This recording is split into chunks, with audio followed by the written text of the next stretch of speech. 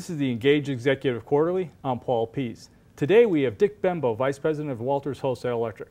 Welcome, Dick. Hi, glad to be here. All right, Dick, you're the consummate engaged executive. You get out in the field all the time. Mm-hmm. Why do you do that? A couple reasons. For the company, I'm trying to always stay on top of what's happening in our industry. Getting engaged with our salespeople puts me in touch with the customers. And of course, to us, our customers are our livelihood.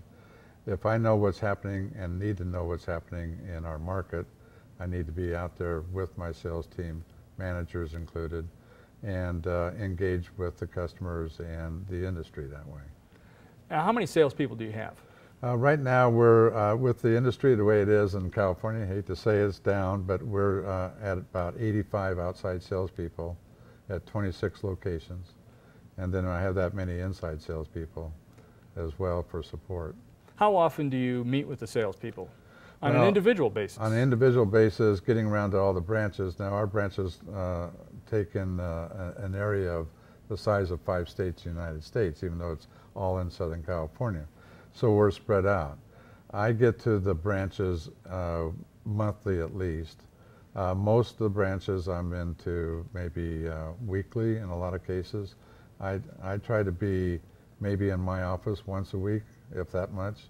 But I try to be engaged at the branches just on a daily basis. I'll get around to 2 or 3 branches a day as a rule of thumb. So what percentage of your time would you say you spend in the field?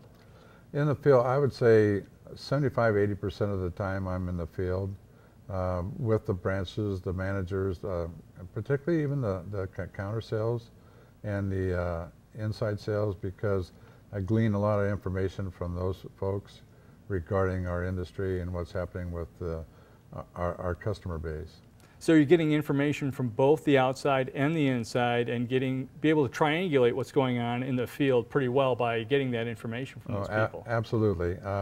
I know most of our truck drivers by name as well.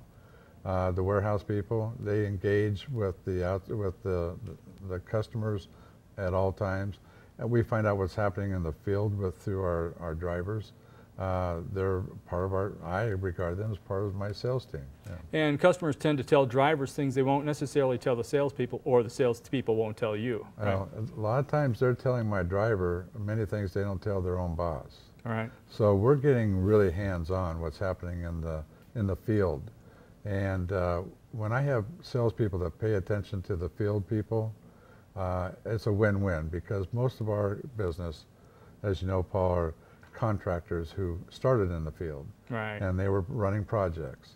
So as my salespeople get to know the project managers, they're getting to know the future contractors in our trade.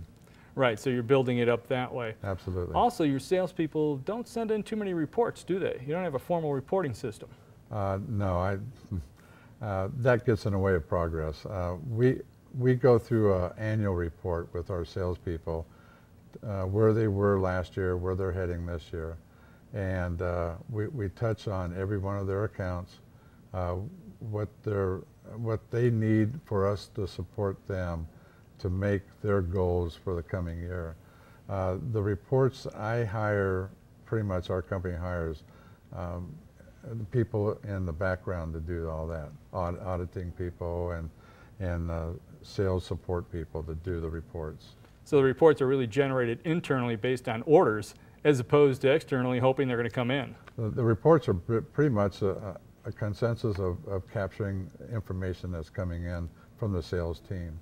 And of course our sales in general. So everyone that touches a report, I look at sales reports, of course, at the end of the year. That's generated by my computer, and which is generated by the sales.